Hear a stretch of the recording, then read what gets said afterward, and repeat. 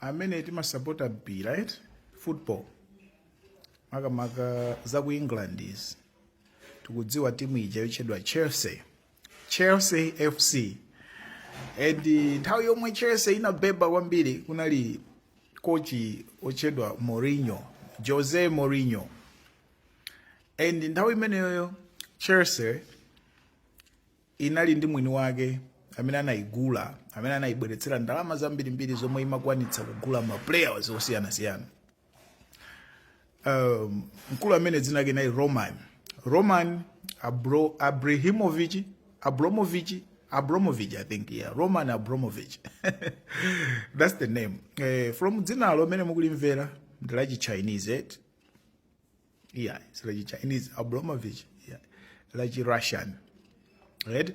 So Roman ndi waku Russia ndi mkulu olemera kwambiri, mkulu olemera. And magulu amene wawa ama Russians anthu olemera kwambiri amakhala ndi ndalama kwambiri amatchedwa kuti ma oligarchs, the Russian oligarchs. And iye Roman Abramovich iyenso ndi mmodzi mwa ma Russian oligarchs. Koma kodi ma Russian oligarch wa ndi ndani? Zonsezi zimachokera ku history ya Russia. Makamaka Soviet Union itatha. Chifukwa Soviet Union itatha, Russia yake inali ya communist, meaning kuti system yawo ya government inali ya communism. And makampani onse akuluakulu aku Russia, mafuta, amigodi, opanga zida za nkhondo, makampani akuluakulu anali am'manja mwa boma.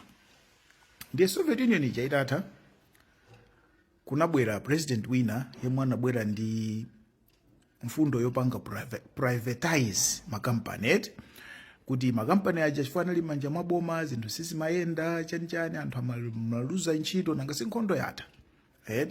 Ndiye tiyapange privatize. Ndiye nthawi imene yopanga privatize yo kunaperekedwa ma option onena kuti anthu amene mmagwira ntchito mboma mmene kulili Malawi kuno, boma lifuna ligulise makampani ndiye lipereke kwa anthu achipani. Mwamvesa anthu achipani apasidwe mwayi, priority yoyambirira yogula makampani. Komano anthu achipani aja amatokha kuti alibe ndalama. Ndiye tiyapanga bwanji? Ndiye boma linapereka maloni kwa akuluakulu achipani, akuluakulu a communist, okay, amene anali ndi ubale wabwino ndi utsogoleri wa Russia, amene ma leaders a Russia aja anali nawo, boma la Russia linali nawo mabuku abwino, anapatsidwa maloni ochipa kwambiri kuti akatenge akagule ma shares ku makampani aja. Fa makampani aja sikuti amagulitsiratu kampani yonse yayi, komano amakupereka ma shares. Nde magulu anthu amene anatenga ma shares aja anasanduka ma millionaires before they owned makampani akuluakulu aku Russia. Ndipo kumeneku ndimene kunabadwira ma oligarchs. Izi zinthu zakalekale chifukwa kulino ma new generation ya ma oligarchs omwe chuma chija anachitenga kuchokera kwa makolo awo, ma families yawo. Okay, now anthu amene anatenga makampani amene wawa titakuwayerekeza ku Malawi kunoko ndi ma businessman akuluakulu aje na mpinganjira aja, amabanki kaya aje na muli aja, ma business akuluakulu. Ndi ma guys amene wawa amayenera azipanga zogwirizana zothandiza boma la Russia. Monena kuti president wa Russia Putin akatuma kuti mupange zakuti akuluakulu amene wamapanga. Mene anthu kumalawi kunamapezeka kuti makampani ake akusapota kampeni. Makampani ake akupereka chithandizo kuzipani. Ku Russia so ma oligarchs aja amayenera azipanga zimenezo.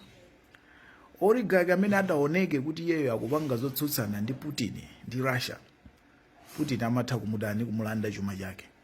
Amatha kumpezera chifukwa umanga kaya kumnamizira kunena corruption kaya kutani chifukwa anthu aja amadya zinthu zija limodzi. yetu ndemukamamva nokuti Abramovich uja ku Chelsea anauzidwa kuti agulitse company ichi, kuti agulitse timu ya Chelsea ichi. Anthu ena masapota ena anakhumudwa, anadandaula kuti Chelsea ikuvutika chichokere ni iyeyo, koma anapangidwa kuti agulitse, anauzidwa kuti agulitse, ndipo ndalama zonsezo ziperekedwe ku Ukraine zithandize anthu ovutika othawa nkhondo ku Ukraine, kuti basi kumulanda ngati kumulanda company ichi. Sikuti company imene ijayo inali yake kapena club imene ijayo ndalama zimene zinali zake za Abramovich.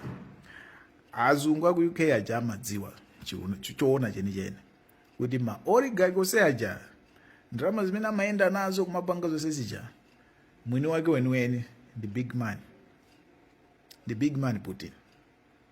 Anthu amene sadziwa amene Chelsea Abramovich anangolandidwa chinthu chanjani amene akuti drama imezi club imene ijayo inali m'manja mwa Putin, meaning kuti Abramovich sangapange china chilichonse chotsutsana ndi Putin. Okay, meaning kuti ndi Putin amene anapereka okay kuti nafeso tikhale ku influential, tapitani mukagule makampani akunja. Si Chelsea yokhayayi, ma Russian oligarchs ali ndi chuma chawo kwambiri kunja, ali ndi zima yacht, ali ndi zima properties Switzerland, Monaco, France, koseku ma Russian oligarchs amagula ku America. Kutero kono maboma onsewa chifukwa cha invasion ya Ukraine ija anapanga freeze ma account ama oligarchs aja kumafinya. Ndipo oligarch wina aliyense amene amasapota Ukraine kukhala ngati kuti sakusangalala ndi invasion ija, amankonza mamulanda chuma kunkonza, ndipo ambiri akonzedwa ndikati kukonzedwa anapita anapita. Big man Putin samachita zachibwana. Anyway, ndimangofuna anthu mungodziwa background ya oligarch iyi, ndakamba mwachidule